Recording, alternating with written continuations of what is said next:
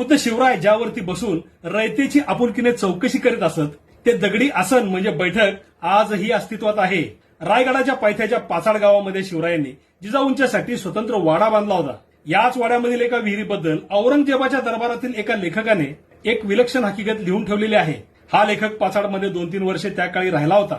तो लिहितो, शिवाजी हा एक शहाणा मनुष्य होता.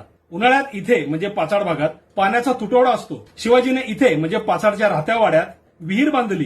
या विहिरीच्या काठावर फरसबंदी करून त्यामध्ये टेकून बसण्यासाठी एक दगडी आसन बांधले. या आसनावर शिवाजी बसत असे.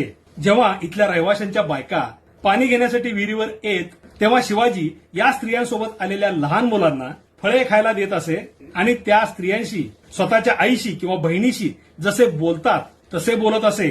शिवरायांचे सुवर्ण सिंहासन पाण्याचे भाग्य आपल्या नशिबात नाही, पण तितकेच पूज्य आणि पवित्र असलेले हे दगडी आसन पाचाडच्या वाड्यामध्ये आहे.